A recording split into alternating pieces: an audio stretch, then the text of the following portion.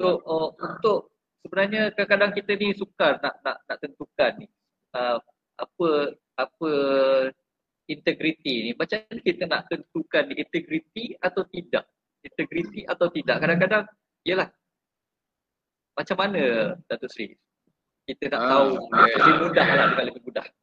Dia kalau nak tengok orang lain memang payah lah. Kalau kita nak tengok orang lain tu berintegriti ke tak berintegriti, kita agak payah sikit. Padahal kita tak tahu dalam hati dia kan. Pasal integriti ni dia banyak talking about kejujuran. Kalau kita tanya hati kita, kalau bukan hak kita, bukan yang kita punya, itu jangan kita itulah. Itu bukan, tanya hati. Hati kita akan berkata dengan jujur. Hati kita berkata dengan ikhlas. Ini kalau kita was-was je, ini boleh ke? Tak boleh ke? Ini bahaya. Maknanya itu kena refer kepada orang yang authority lah. Kalau yang 4 perkara tadi, kalau berkaitan dengan rasuah, kita kena cek dengan SPRM. Tanya dia, ini boleh ke? Ini betul ke? Kalau dengan tata tertib jabatan ni, kena tengok SOP dengan berkeliling ke? Surat boleh. Jadi kita kadang-kadang kita tak mahir kan? Kita tak tahu. Jadi kita nak kena tahu. Kita tu kena ambil tahu. Yang penting keyword dia, whether dia tu hak kita ke tidak, berkaitan dengan kita ke tidak. Jangan ukur orang lain, nak ukur orang lain payah. Jadi kita buat program macam ni supaya diri kita dulu, implant dalam diri kita, integriti tu. Biar kita kemas dulu. Itu. Wallahualam. Baik Datuk Sri, terima kasih atas jawapan tersebut. Jadi kita ada soalan yang seterusnya itu. Jadi sebagai seorang pensyarah lah Datuk Sri, nasihat Datuk Sri, bagaimana seorang pensyarah ataupun orang yang berada di dalam bidang pendidikan ini boleh membina daya tahan diri dari godaan rasuah sekiranya apa yang ditawarkan tu dia memenuhi hajat individu itu selama ni. Okey. Ini nak menahan diri ni Datuk Sri. Dia balik kepada bahasa kalau bahasa kita bangun keimanan, keyakinan kita lah. Kalau bahasa biasa ni maknanya bagaimana kita membina jati diri kita, keyakinan kita, kekuatan, ketahanan kita. Bukan ketahanan fizikal saja, ketahanan dalaman untuk menolak sesuatu yang bukan hak kita tadi. Pasal manusia ni Allah dah bagi tahu, dia cipta zuyyina lin-nasi hubbus syahwat minan nisa kan. Manusia ni dia dihiasi nak tengok, nak nafsu tu, nak mengikut hawa nafsu. Jadi kita nak kawal macam mana? Kita nak didik diri kita macam mana? Kita nak kontrol diri kita tu bergantung kepada jati diri lah bahasa kita guna, jati diri atau bahasa yang itu keimanan, kekuatan, keyakinan kita. Kalau kita lemah, sikit pun kita tumbang. Saya mungkin saya share sikit pengalaman. Pengalaman ni seronok juga. Dia pasal cerita pensyarah kan, kita pensyarah. You akan dealing banyak mungkin dengan pelajar, mungkin dengan pembekal, gitulah. Tengok posisi you tu pensyarah saja ke atau pensyarah ada jawatan lain ke, itu. Jadi bila you orang yang tidak perkhidmatan you tu,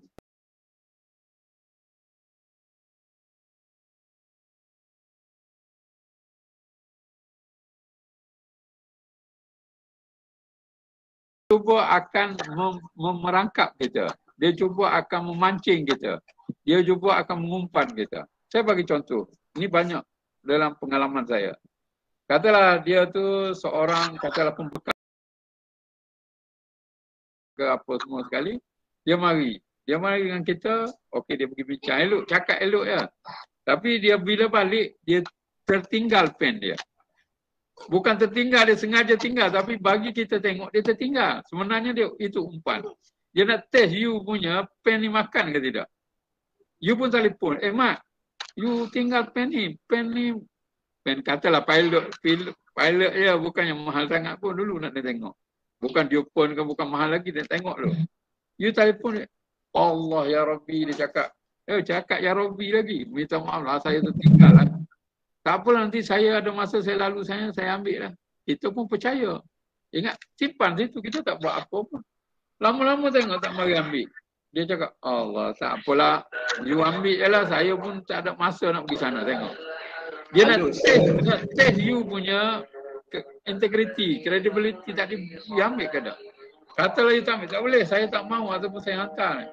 Lain kali, dia mari, dia bawa tinggi sikit, tinggi pada pen. Mungkin dia bawa handphone, dia tinggal pula handphone. Tinggi lagi dia tinggal komputer. Macam-macam cara dia nak mempengaruhi kita, nak dapatkan perkhidmatan yang dia hendak tu. Pasal corruption ni, bos parti dia dapat kan. Jadi inilah cara-cara yang kita kena elok, kena jaga, kita kena pertahankan diri kita. Kalau kita say no, no. Jangan sekali-kali. Bila sekali dia terlibat, besok takut kita pula minta. Boleh tutup ni. Kalau kita minta, dia nak asal, nak baca. Nak asal. Kita tutup. Kita ambil sekali je, dia dah check dah. Oh dia ni setakat pen dia, ni setakat handphone, ni setakat ni, dia dia tu. Lepas tu kalau tak makan tu, dia pergi benda lain pula. Dia pergi tengok tayar kereta botok ke, dia tukar tayar kereta ke, jenis kita karaoke ke, dia ajak karaoke, dia pancing kita. Be careful lah. Untuk mempertahankan diri kita ni sebagai pensyarah, whatever kita dealing. Ya, tuan ada kes pensyarah dengan student kan, yang bagi A, itu di-charge oleh SPM. Itu rasuah sek ke? Laki perempuan pula, huru hara. Ada kes. Ada bukan kes duit aja. Wallahualam. Baik. Terima kasih Datuk Seri. Sebenarnya rasuah ni dia datang pelbagai cara. Umpan ni kalau tak mengena, maksudnya umpan lebih besar dia bagi. Kalau nak pancing jerung tu mungkin umpan yang lebih besar lah. Jadi Datuk Seri, dalam zaman telekomunikasi yang hebat sekarang ni, kan, jadi kita Malaysia ni selalu digemparkan dengan isu-isu scam juga. Adakah sebenarnya daripada perkhidmatan SPRM itu sendiri, ada tak kadang-kadang kita ada dengar orang kena scam, duit hilang dalam akaun. Adakah sebenarnya pihak SPRM ada buat panggilan kepada individu-individu ataupun mana-mana untuk membuat siasatan ataupun apa-apa sahaja perkhidmatan yang perlu dilakukan? Sebab kadang-kadang kita kesian dengar kawan-kawan kan bila ada yang kena scam, hilang duit berjumlah yang banyak. Panggilan tu datang daripada LHDN, daripada macam-macam. Jadi daripada SPRM sendiri sebenarnya ada ke perkhidmatan ni? Ya tuan.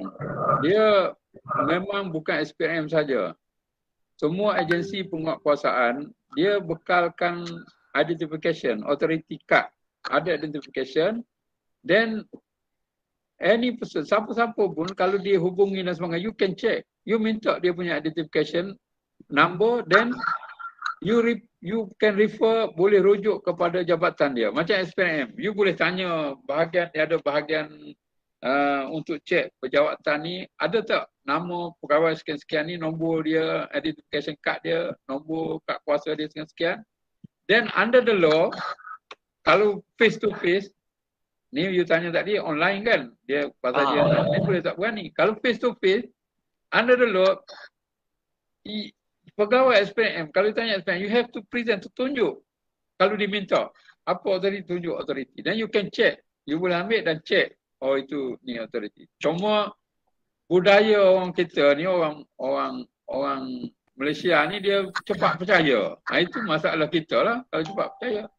Terutama saya dulu pernah kerja rata-rata. Saya pergi kerja seluruh Malaysia lah. Malaysia lah. Kalau you pergi, dah tanya dia dah bagi semua sekali baru dia tanya. Awak ni dari mana? Aku dah bagi dapat semua dah baru dia tanya. Pasal kepercayaan tu tinggi. Jadi mungkin sekarang ni dah sampai masa kalau ada orang kontak ke apa ke, you minta identification, minta dia tu, bukan kita nak ni, kita prihatin mengenai dengan perkara-perkara yang macam ni. Walau macam mana pun masih ada lagi yang terbolos tu. Ini yang kita nak berhati-hati lah. Wallahualam. Okey. Baik Datuk Sri. Okey, terima kasih Datuk Sri atas perkongsian yang panjang pada hari ini. Jadi kita nak buka floor ni lah kepada penonton, para penonton. Kita ada lebih kurang 120 peserta yang bersama dalam Google Meet dan juga kita live di Facebook Care Vistas Official. Jadi kalau ada apa-apa soalan yang ingin ditanyakan secara live terus kepada Datuk Sri Haji Zakaria, kita boleh teruskan hantar kepada ruangan chat ataupun berhubung dengan teknikal kita melalui media WhatsApp. Kita open soalan kepada ni sebab yang ini bukan kepada profesional setamak sahaja Datuk Sri yang ini seluruh Malaysia bersama dengan kita. Tak ni apa nama ni Zip? Ya Datuk Sri. Yang ambil nombor ni kalau boleh teknik publishkan nombor ni boleh WhatsApp kat dia terus. Rafi duduk sebelah saya ni 019 019 317 317 3814. 3814. Ini adalah nombor telefon Rafi.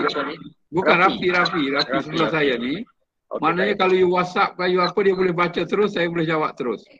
Okey, baik. Dia sebelah. Dan lain kali pun boleh WhatsApp nombor ni. Rafi ni sekarang dia pemangku presiden ni. Dia sebelah saya. Nombor Datuk Sri tak ada ke? Ada. Tapi saya tak sempat nak baca sekarang ni. 013 Okey. 961 6004. 6004. Tapi saya tengah malam tidur awal. Saya bangun awal. Lepas pada pukul 10 dah tak ada. Kalau nak siang hari. Itulah. WhatsApp saya jawab lah. InsyaAllah. Jadi untuk peserta-peserta yang ingin mendapatkan nombor telefon, saya ada tuliskan di ruangan chat ya. Okey, saya dah letakkan nombor telefon Cik Rafi dan juga nombor telefon yang berbagai Datuk Sri Haji Zakaria. So, kalau ada yang nak tanya soalan, boleh direct tulis di ruangan chat dan juga boleh direct WhatsApp juga kepada Cik Rafi, iaitu mangku presiden katanya ya Datuk Sri ya. Sudah lama Datuk Sri berjuang dalam isu rasuah ni. Jadi kita sangat beruntung hari ini bersama dengan insya-Allah. Okey, teruskan. Ada any soalan? Ada any question? Ada soalan tak?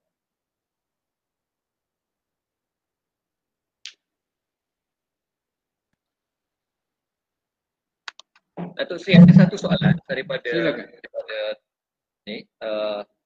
Silakan, tak apa. Itu apakah cara untuk menjadi seorang ejen anti rasuah? Dilantik ataupun bagaimana Datuk Sri? Okay. Ejen anti rasuah. Okey. Dia anti rasuah ni dia umum lah, ejen anti rasuah ni umum. Kalau lebih spesifik, SPRM pun dia ada ejen juga. Kalau SPRM, kalau nak jadi ejen SPRM, itu dia akan lantik lah. Dilantik dan kita tak tahu siapa yang jadi ejen tu. Tapi kalau you nak bersama dengan kita dengan jam, you boleh online ke Rafi sekarang? Online ya? You tekan dia Yan, ada dia online punya application sebagai ahli jam lah. Itu very simple, senang aja. Tapi kalau jam ni dia tak ada kuasa undang-undang lah, dia ada kuasa, dia ada mendidik aja, pendidikan. Tapi kalau kuasa undang-undang SPRM. Tapi SPRM tu dia lantik dan dia train lah. Dia lantik dan latih. Dia tak buat kerja gitu aja, mati kering kan. Dia lantik dan dia latih. Baru dia bagi kerja. Okey, terima kasih. Itu je. Baik, Datuk Sri ada soalan. Ada satu soalan daripada TPSA kita, Tuan TPSA. Jika menerima wang daripada sumber yang diragui, sama ada tunai atau lain-lain, jadi laporan tu perlu disalurkan kepada siapa tadi? Maksudnya wang pun dah terima, jadi laporan pun nak buat, duit pun nak hantar ke siapa? Okey. Dia ke dalam ni bukan kalau kita bukan kerajaan senang pasal kita ada surat Perkeliling Perkhidmatan SPP, Surat Perkeliling Perkhidmatan bilangan 3 tahun 1998. Jadi penerimaan tu boleh kita kategorikan macam hadiah ke, ataupun kalau spesifik perkeliling tu mengenai penerimaan hadiah. Ni tuan sebut penerimaan daripada yang tak tahulah. Kita boleh masuk kategori tu. Dia ada dua jenis pelaporan. Satu borang A, satu lagi borang B dalam perkeliling tu. Borang A ni kalau amount yang kita terima tu 500 ke bawah, ataupun 1/4 daripada gaji kita. Mana-mana yang lebih kecil lah. Kita lapor guna borang A, kita lapor kepada ketua jabatan kita sebagai makluman saja. Kita dah terima benda ni, ketua jabatan akan tengok, oh ini ada rekod simpan situ. Tapi kalau 500 ke atas ataupun lebih daripada 1/4 daripada gaji kita, maka kita guna borang B. Bila borang B dalam perkeliling tu, ketua jabatan ada 3 pilihan. Sama ada membenarkan si pelapor tu mengguna, ataupun yang kedua, dia simpan di arahan simpan lah, simpan di jabatan ke, simpan di mana-mana ke, ataupun bagi, dia arah lah ikut bagi ke anak yatim ke, macam-macam ke, ikut suka. Yang ketiga, kembalikan balik kepada pemberi jika diketahui. Tapi dalam kes tadi kita tak tahu kan. Jadi tinggal dua lah, sama ada membenarkan orang yang melapor tu pakai ataupun bagi buat lain-lain tujuan. Itu prerogatif budi bicara ketua jabatan. Dan kalau kita ketua jabatan kat sini, kita ada bos kita atas lagi. Sampailah ke yang paling besar lah. Itu rujuk perkeliling perkhidmatan 1998. Lama dah perkeliling tu. Tapi jarang kita praktis. Dia tujuan buat macam ni. Kalau tiap-tiap hari, tiap-tiap minggu asyik terima ni apa hal ni? Gitulah. Walaupun dia boleh pakai kan. Pasal dia tahu perkeliling ni, oh bila 500 dia terima. Dia terima lapor-lapor. Bos tanya, apa mu ni? Apa terima pula daripada orang yang berkepentingan ni, takut pergi kepada ada kesalahan public servant yang menerima value team, menerima barang berharga tanpa balasan ataupun balasan tidak mencukupi. Itu bawah penal code. Itu bukan bawah Akta Pencegahan Rasuah, tapi bawah kanun kesesaan. Bergantung kepada kes lah tuan. Tapi anyhow, kalau ada terjumpa benda ni, kalau ada masalah, kontak kita. Kita bagi tahu based on the specific case. InsyaAllah. Jadi YRM boleh bersama-sama dengan individu, mana-mana individu pun untuk memberikan nasihat dan juga memberikan tunjuk ajar apa yang ingin terus. Apa yang boleh buat lah. Okay. Ya, betul. Datuk Seri, kita ada satu soalan daripada Puan Hasrina binti Muhammad Zaid. Timbalan pengarah akademik kita. Assalamualaikum Datuk Seri, rasuah kebanyakan berlaku di negara yang membangun. Pada pandangan Datuk Seri, adakah punca utama rasuah ada kaitan dengan keadaan ekonomi atau hanya sikap individu itu sendiri yang dia nak terima rasuah? Bagaimana Datuk Seri? Dia kalau saya buat rumusan masa saya kerja dulu, dia dua perkara. Antara ruang dengan peluang. Itu je. Ruang dengan peluang. Dia ada peluang, dia belasah ya. Kadang-kadang dia tak ada pun dia createkan peluang tu. Ruang.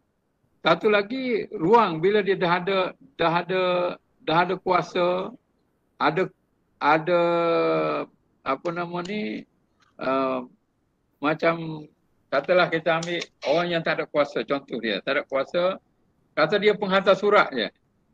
Penghantar surat, dia tak ada kuasa buat keputusan apa.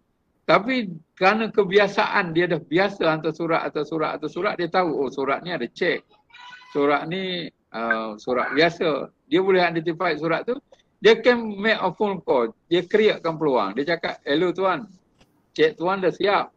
Boleh saya hantar tapi okeylah sekarang ni hantar pun minyak bukan free. Dia bagi sini-sini. Kadang dia minta direct. Itu dia createkan peluang tu. Tapi apapun, ruang dan peluang ni hanya boleh ditutup dengan tadi lah yang saya sebut tadi. Jati diri tadi, ketahanan tadi. Bukan saja kerana keuangan, kerana miskin. Pasal orang yang duit tak habis ambil juga rasuah tu. Kita sedikit orang yang bilion-bilion pun belasah juga kalau dia kerana keuangan. Dia bukannya tak ada duit. Tak tahulah mungkin kerana dia suka ke. Wallahualam lah tuan. Itu. Jadi sebenarnya di semua peringkat lapisan dalam masyarakat ni semuanya terdedah dengan isu rasuah ya tuan. Daripada yang macam Datuk Seri cakap tadi, daripada penghantar surat pun boleh create situasi yang macam tu. Saya rasa apatah lagi kalau kita berada di tempat yang lebih tinggi, mungkin kita akan, kalau tak ada jati diri tu akan memakan diri kita lah, tuan. Baik, daripada Tuan Pengarah kita sendiri, Tuan Haji Sanusi, ada soalan ni. Datuk Seri. Assalamualaikum Datuk Seri. Bila kita minum atau makan tanpa sedar ada orang bayar, bila sedar yang bayar kontraktor yang supply barang ke KV, ke college vocational. Jadi apa perlu yang kita buat? Kita dah makan dah habis dah siap dah ni. Ini soalan daripada Tuan Haji kita. Macam mana Datuk Seri? Tak, dia macam tadi jugalah. Dia akan cari kita. Dia kontraktor, kali sebut tadi kontraktor, dia akan cari kita, dia akan nak test kita punya tu. Sekarang ni sepinggan nasi kita dah makan. Kita dah habis makan dah. Jadi kalau kita ambil prinsip 7T tadi, kita dah tahu, kita tegur dengan hikmah. Saya cakap saya dah semakan you punya ni. Kalau ikut saya kena bayar, saya bayarlah. Sepatutnya, tapi kerana jaga hati you, that is the first and the last. No more, you tak boleh bagi saya makan ni pasal you ada official connection. Dia ada hubungan rasmi. Sekarang ni dia tak gunakan official connection. Bila dia tak dapat apa yang dia dapat tu, dia nak tu, dia kata kita yang minta. Masa tu dia jadi saksi, kita jadi target pula. Dia kata bos ni, dia selalu kalau tak bagi makan, susahlah. Dan berhari-hari tu kat dia tak keluar file ni. Tengok, bila dia report, kita nanya kena tu. Jadi, to be safe, jangan percayalah kalau dengan kontrak ajak makan tak payahlah, lain kali terima kasih lah. Aku biarlah tak makan denganmu pun terima kasih. Pasal mu ada official connection. Dia dalam section 165 penal code, dia kata public officer receive valuable thing without consideration. Dia ada official connection. Macam kes Toyo, kes Lee Guang Eng. Itu ada official connection lah. Dia beli rumah murah contoh dia kan. Itu yang kes besar, yang pegawai-pegawai kerajaan ni banyak yang kena under 165 ni. Mula-mula dengan macam ni lah. Pinggan nasi. Lepas tu 14 pinggan nasi dia ajak. Dia ada test apa pun kita punya minat. Oh dia ni suka main apa ni, yang baling-baling tu. Apa? Main golf. Dia ajak pergi main golf. Ada kes tu kan. Birthday anak. Dia bagi kayu golf. Budak tu mana reti baru setahun. Bagi kapok lah tu. Bagi hadiah birthday anak dia setahun bagi kayu golf. Ni apa hal ni? Contoh dia lah. Pasal bapak dia tu suka main golf. Ini kena hati-hati lah tuan. Banyak. Please don't lah. Kalau boleh jangan rapat. Jangan ni kata minta maaf. Kita ada hubungan official connection. Hubungan resmi. You sebagai kontraktor, dia kata dia akan bagi alasan macam takkan tak boleh makan sampai tahap ni. Tak apalah, you boleh makan kat orang lain lah, aku miskin kat orang tu, aku tak gitulah. Memang payahlah berat, tapi jati diri ni benda yang berat. Yang dah termakan tu tuan director, bertobatlah, kita minta maaf lah. Macam mana, jangan pergi war-war pula, nanti SPM kata kita selalu makan. Kalau tuan ada dalam gambar ni, saya tengok nampak senyum tu. Okey. Ya. Okey. Terima kasih. Baik. Saya satu ada soalan lagi ya, satu lagi. Silakan tuan. Okey, Datuk Seri, kita baru ni digemparkan dengan satu kejutan di mana bahan-bahan bukti SPRM hilang. Ya. Jadi kita nampak usaha yang dibuat oleh Datuk Seri ni sangat gemilang dan terbilang lah. Ya. Iaitu usaha pendidikan dan sebagainya. Makna cerita macam bapak keluar ni, dia cerita anak-anak mesti jadi baik. Sekarang rupanya bapak pun belasah sendiri, kan? Jadi saya ingat satu benda yang betul-betul mengejutkan negara lah. Jadi apa pandangan Datuk Seri tentang isu tersebut? Okey, terima kasih tuan. Saya amat nak cerita amat macam mana lah. Saya bekas pegawai SPRM. Jadi, ialah mula-mula tu terasa amat terasa lah kesan daripada ni. Pasal kita duk duk didik anak kita. Macam anak kita sendiri kan. Anak kita ada sebelah kita, bagi dia ilmu, bagi dia pengajaran, bagi dia punya training. Tapi benda human being, manusia, kadang-kadang dia melanggar juga kehendak kita tu. Jadi saya tak nafikan, dulu pun ada, cuma tak besar macam ni. Masa zaman saya kerja dulu, saya jaga bahagian pengurusan profesional ni, pejawatan dan keanggotaan, disiplin dan juga training bawah saya. Saya buat dulu, saya kontrol take home pay. Jadi kalau Tuan Haji nak kontrol pegawai, check take home pay dia. Every month, kalau less than 40 ke 60 ke, you better careful. Something wrong with that officer. How can you boleh survive, you buat balik take home pay 40% daripada gaji hutang sana, hutang sini. Kadang hutang yang bertulis, ada hutang yang kita tak nampak, ada yang zero take home pay dia. Ada. Jadi bila dia dah terdesak, itu yang berkait dengan yang tanya tadi. Bila dia dah terdesak, dah tak ada punca. Lepas tu isteri sampai 3 sampai 4. Kita TKP pun tak berani nak bini 2, dia sampai 4. Dia tanya, mu macam mana pelera bini 4 ni? Dia kata, tuan tak buat kerja tuan, dia cakap dengan kita. Apa pasal? Patut tuan lah bini 4. Ni siapa saya ambil tanggungjawab tuan, saya kena bini 4 pula. Aduh, dia cabar kita pula. Aduh, inilah masalah pegawai kita. Padahalnya duit tak ada sesin. Saya cakap, mu tak ada duit. Jadi, pemantauan satu. Yang kedua, masa saya nak cerita ni, dari segi agama penting. Dulu masa saya mula-mula join dulu, every Friday kita ada kuliah agama daripada ustaz-ustaz. Every Friday morning kita sparekan masa sejam 2 jam, panggil ustaz-ustaz, bagi pendedahan kepada pegawai dan kita allowkan office hour tu kepada pendidikan dari segi jati diri tadi, agama, pendidikan moral dan sebagainya.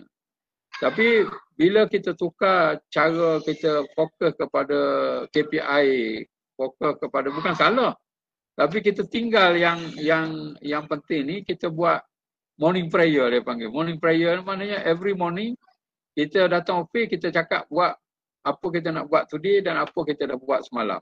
So that is good for pencapaian KPI kita, prestasi kita, performance kita. Tapi one nilai-nilai dalam jati diri kita tu, kita terpaksa sacrifice. Ini yang mungkin hilang. Jadi dia tak ingat berterusan. Lepas tu kerja pula 24 hours. Macam SPRM ni dia consider on duty 24 hours. Masjid pun tak pergi, surau pun tak pergi. Jadi macam mana nak isi? Jumpa pula duit bilion-bilion. Ini gelap mata tuan. Manusia ni kalau ada masalah dalaman dan ada pula kadang-kadang peluang tadi, siapa pun dia tersepat. Dan cukup memalukan lah walaupun sedikit. Satu ekor kerbau palit lumpur lah jawab dia. Titik apa ni? Titik nila dalam santan lah jawab dia. Itulah yang berlaku. Sebab tu kita kena jaga betul nama baik, image organisasi kita ni, keluarga kita ni. Wallahualam tuan. Baik Datuk Seri, terima kasih atas jawapan tu. Jadi kita ada 2 soalan terakhir Datuk Seri. Ada 2 soalan terakhir ya. Untuk hari ni lah, hari lain nak tanya lagi okey. Ini untuk hari ni lah, dua terakhir untuk hari ni. Iaitu yang pertama, ada soalan daripada TPA kita, daripada Timbalan Pengarah Akademik. Apakah program-program yang sesuai dilaksanakan kepada pelajar untuk nak latih mereka agar jauhi rasuah apabila mereka sudah bekerjaya nanti? Dan juga soalan yang kedua daripada Encik Azmi Yusof, Ketua Jabatan Mekanikal kita. Salam, sepanjang pengalaman Datuk Seri, nilai suapan yang tertinggi yang pernah Datuk Seri kendalikan berapa? Okey, yang pertama tadi pelajar ni saya tak berapa pasti sama ada di peringkat kolej ni dia ada MPA ni. Tak ada. Belum lagi. Kalau di peringkat universiti dia panggil Angkatan Mahasiswa Anti Rasuah. Jadi mungkin di peringkat kolej kita boleh tubuhkan satu macam co-curriculum activity lah, satuan anti rasuah ke sebagainya. Yang maknanya dia punya aktiviti tu memikirkan bagaimana cara nak interapkan nilai-nilai anti rasuah ni di kalangan pelajar. Kalau macam di College UK SAS ni, mungkin Tuan Pengarah boleh cadangkan co-curriculum activity dia ada badan anti rasuah di sini. Kalau di universiti dia panggil amal lah. Itulah boleh. Yang kedua yang dia tanya, memang saya dulu masa saya buat master, saya buat kajian mengenai dengan nilai seseorang pegawai bila dia join tu, kelunturan kita panggil luntur lah, nilai integriti dia tu, dia first 5 years tu, 5 tahun pertama dia dah luntur 2%. Dululah masa saya mengaji lama lah, tahun 84 dulu saya buat master. 2% dalam tempoh 5 tahun dia luntur. Pasal apa? Dia di persekitaran tu. Kawan-kawan mungkin pada tahun 80-an tu benda ni dah teruk, mungkinlah, tak tahu, saya pun tak tahu. Tapi saya buat kajian kepada pekerja yang baru masuk dan juga pekerja yang lama. That is the bahaya. Then after 10 years dia dah luntur 5%. Mana ketahanan diri dia bukan meningkat tapi makin menurun. Dengan jati diri dia berdepan dengan keadaan rasuah ini. Itu yang berlaku lah kalau tuan tanya. Yang berlaku berdasarkan kajian. Tapi antara sebab dia takdilah persekitaran, kawan-kawan, pengaruh kawan, dia kalau dia tak buat, dia disisihkan. Itu jawapan-jawapan dia. Kenapa kamu jadi macam ni? Itulah terikut kerana pengajaran kawan-kawan yang frah, yang lama, yang dia gunakan kegagalan dia tak naik pangkat, dia cakap kamu buat kerja kuat pun bukan ada apa. Ini pengaruh persekitaran. Itu dia menjadi luntur lah. Itu yang saya boleh jawab. Yang pengalaman terbesar tu, saya in person, saya jadi IO ni tidak lama. Pasal saya naik pangkat laju. Kalau saya naik pangkat laju, saya 7 tahun dah saya jadi timbalan pengarah. Lepas tu saya pergi daripada timbalan pengarah negeri, saya pergi jadi ketua pentadbiran siasatan di Ibu Pejabat. Daripada ketua pentadbiran siasatan, saya jadi pengarah negeri. Dari pengarah negeri, saya jadi timbalan ketua pengarah siasatan. Lepas timbalan ketua pengarah siasatan, jadi pengarah siasatan Malaysia. Jadi semua kes yang berlaku dalam Malaysia during saya jadi pengarah siasatan, itu saya terlibat lah. Zaman saya jadi itulah. Maknanya sebesar mana pun kalau masa tu dia terpaksa melalui pengarah siasatan. Tapi bukan personal lah, because atas kapasiti sebagai pengarah siasatan. Kalau tuan-tuan pernah dengar kes BMF ke, kes yang CCP ke, kes apa yang tuan-tuan pernah dengar zaman during saya jadi pengarah siasatan, memang ahli politik ke yang kena tangkap ke, saya tak nak sebut nama lah seorang-seorang ke, zaman during saya tu memang saya terlibat sebagai pengarah lah, sebagai apa dia panggil apa kalau pengarah ni, charge keseluruhan investigation seluruh Malaysia. Daripada investigation tu baru saya dinaikkan pangkat ke timbalan ketua pengarah pencegahan. Dan kemudian saya naik pangkat lagi jadi timbalan ketua Pesuruhjaya pengurusan dan profesional sama dengan Datuk Takwiu, Datuk Tajuddin dulu. Itu satu bank dengan saya. Kita pergi confirm di Oxford University tu. Itu best saya lah tu. Dia pun tulis buku Datuk Takwiu. Tuan pengarah kenal dia senyum. Tajuddin tutup lah. Dia tulis buku. Isteri dia pun tulis buku. Ini best saya ni. Ini satu bank dengan saya. Okey. Terima kasih. Baik. Jadi itulah sedikit sebanyak perkongsian daripada Datuk Sri kepada kita semua. Jadi Datuk Sri. Pak Moderator, saya ada last satu lagi. Ada satu lagi soalan tadi. Yes. Satu. Saya minta ginilah. Kalau kita bersetuju lah katanya untuk nak menubuhkan AMAR tu di KB SAS, saya harap kita menjadi KB yang pertama, dan ada tak bantuan-bantuan yang YAM boleh bekerjasama dengan KB SAS untuk penubuhan AMAR di KB SAS ni? Okey. Kita bincang lanjut tuan. InsyaAllah. Tuan Rafi akan follow up. InsyaAllah. Alhamdulillah. Okey, insyaAllah. Allah Allah. Okey, baik. Baik, last word daripada Datuk Seri berkaitan dengan forum hari ini. Syarah berintegriti, belajar bermotivasi. Last word daripada Datuk Seri. Apa yang Datuk Seri nak sampaikan kepada kami semua? Okey, terima kasih. Memang perkara kalau kita panggil pendidikan lah. Pendidikan ni kena berterusan. Dia tak boleh berhenti. Dia macam air juga, kena sentiasa mengalir. Kalau dia berhenti, dia keruh. Air tu jadi kotor kan. Jadi kita kena selalu dicuci, dibersihkan diri kita ni dengan pendidikan, dengan peringatan-peringatan. InsyaAllah kita tak melekatlah daki kotor tu. InsyaAllah begitulah kehidupan kita. Dan saya personally, I never stop to learn. Kita belajar serendah mana ke, dengan siapa ke, jangan segan, jangan rasa malu.